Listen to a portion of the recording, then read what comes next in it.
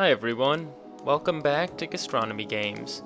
Father's Day is this weekend. This week we're going over some Father's Day brunch recipes that are big on wow factor and relatively small on effort. Starting with these Diplomat puffs.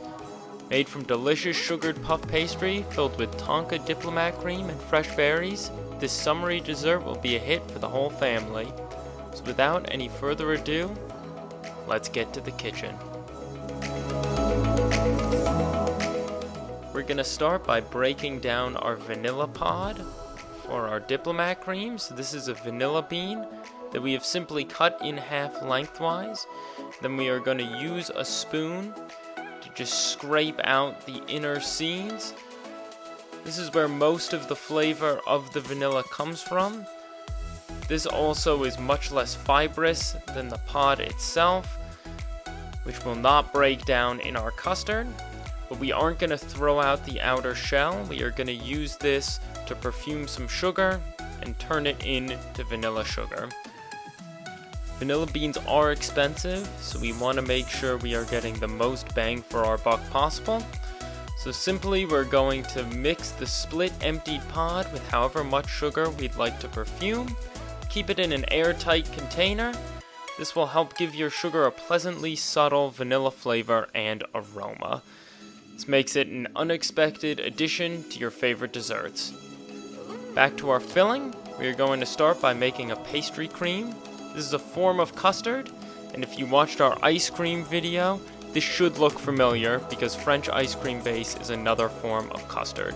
To start, we are going to mix 2 cups of whole milk with our vanilla in a medium saucepan set on medium-low heat. We are just going to whisk this to make sure that that vanilla we scraped out is nice and incorporated. Then in a separate bowl, we're going to beat 6 egg yolks, 6 tablespoons of sugar, 3 tablespoons of cornstarch, a pinch of salt, and 1 grated Tonka bean until the mix is thick, smooth, and a pale yellow color. As discussed in our ice cream video, this is called ribbon stage, and it'll not only help our eggs from scrambling once they get added into our hot milk, but it'll also give a much more pleasant texture to our finished product. So this is the product that we're looking for. As you can see, we have reached ribbon stage because as the egg mix falls off the whisk, it folds over on itself, just as if it were made out of ribbons. This is where the name comes from. Once our milk has reached a simmer, we're gonna just slide it off the heat, and then either using a ladle or pouring it directly in a little bit at a time, we are going to add it into our egg mix while whisking constantly.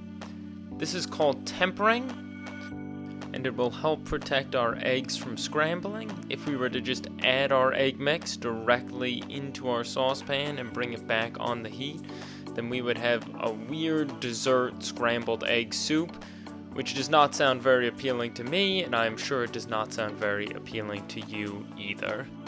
When about half our milk has been whisked into our egg mixture, we're going to add it back into our saucepan and put it back on the heat while whisking constantly. Cornstarch activates as soon as it reaches a boil, so it will not take long to thicken from this point. We are making a particularly thick pastry cream because we are going to be folding whipped cream into it, which will thin it out a bit. If you want a thinner one though, you can scale back the cornstarch to 2.5 tablespoons instead of 3. This will thicken significantly once it's chilled.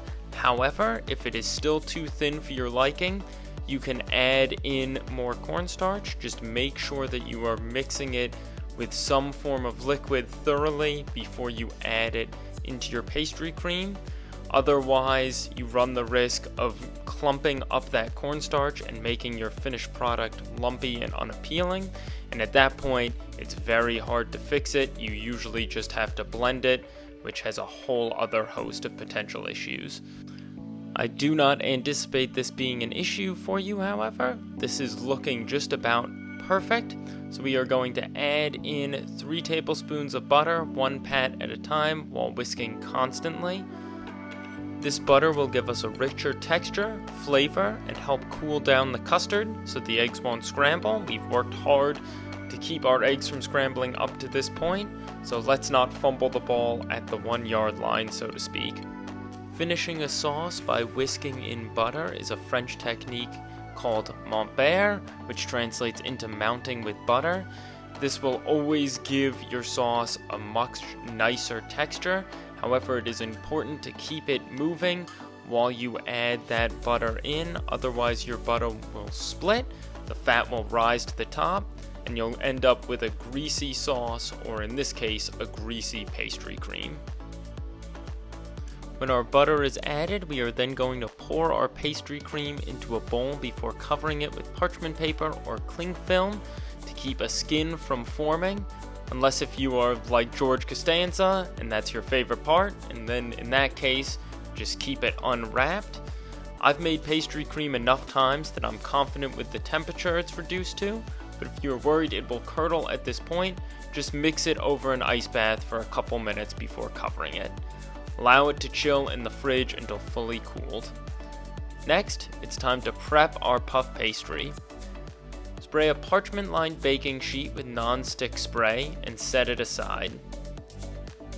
Next, we're going to flour our work surface and evenly roll out a sheet of puffed pastry that we thawed in our fridge overnight. While you can make puff pastry at home, it is a very long and meticulous process.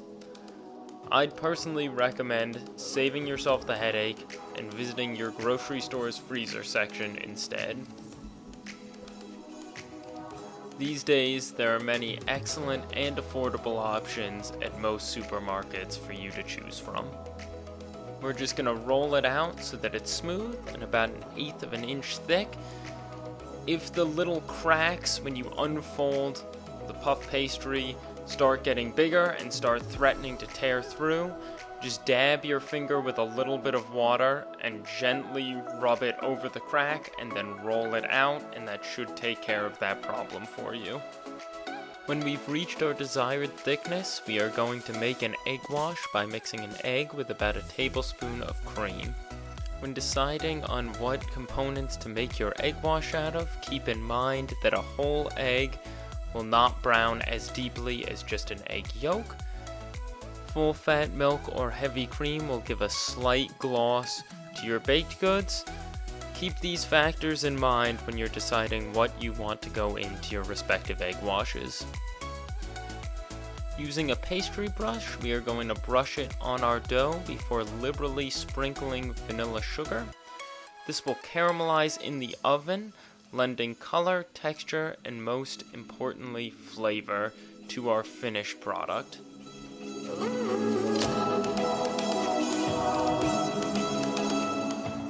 Once our dough is egg washed and sugared, we are going to use a large ring mold for our puffs and a small one for our garnish. Cut the puffs and garnishes and place them on the sheet tray. With a dough this thin, you are unlikely to run into problems with the dough sticking to your ring mold, but if it does start to stick, simply grease it slightly with vegetable oil or spray it with non-stick spray, and that should take care of the problem. When working with puff pastry, it's important to work quickly and make sure you are ready to go when you take it out of the fridge. If it gets too warm, the butter inside the dough will start to melt, and instead of puffing up in the oven, it'll just stay rather dense and texturally unpleasant. You don't need to rush, but make sure you are working deliberately. We are going to bake these at 375 for about 12 minutes, or until they are golden brown on top and sound hollow when they are tapped on the bottom. I am much more of a natural cook than a natural baker, so one of the tricks that I use to make sure that my baked goods turn out the way I want them to every time is set my oven 25 degrees higher than what I need it to. That way when I open the oven, put in whatever I'm baking, and close the door, That loss of heat will take me right to the temperature that I want to be at. I then set my oven back 25 degrees. So for 375, I will set it at 400, open it, put in my puff pastry, and then turn it back down to 375. While our pastry bakes, we are going to finish our Diplomat cream. We're going to whip about a half cup of cream with 1.5 tablespoons of sugar.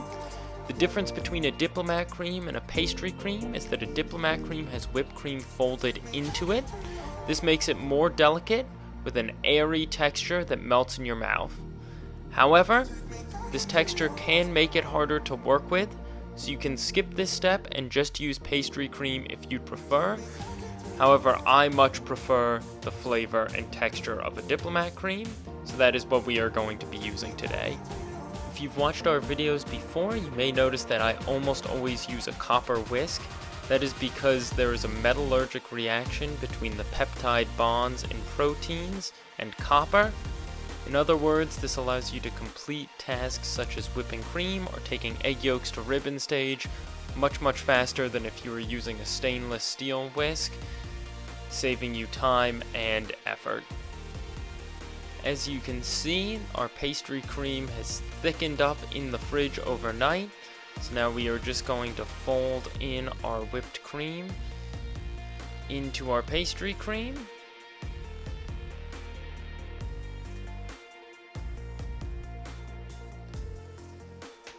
You want to start in the middle and then fold from underneath gently and being careful not to overmix.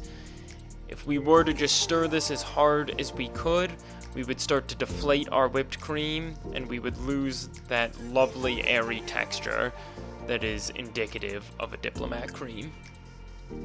We are using vanilla and Tonka as our main flavorings today, but feel free to experiment with any flavorings that you would wish to try out.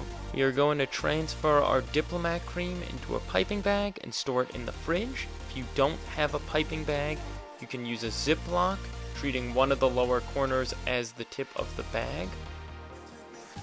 You can also just spoon it directly into our puff and on top of our puff. However, it will be much easier if you are working with some form of pastry bag. Our puff pastry is now a beautiful golden brown and sounds hollow when we tap on the bottom, so it is ready to come out of the oven.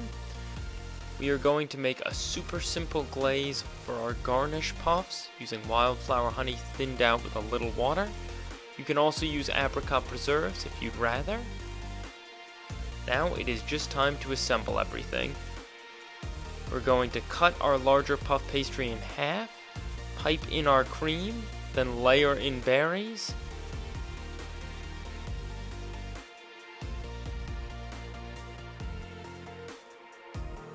Before adding in more cream and then topping our little sandwich there, adding a little layer of cream on top. You don't need to go all the way to the edge. Gravity will take care of that for you once you add more berries to the top. Then just garnish with more berries. Then using our glaze, we are going to glaze our little garnish puff. Just to make it glisten a little bit. It adds a little flavor, but it's mostly for that shine. And then just a little dollop of pastry cream.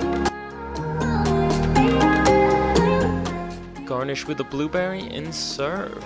I hope you enjoyed this video and learned a little something. If you did, please consider liking and subscribing. And I can't wait to cook with you all again soon.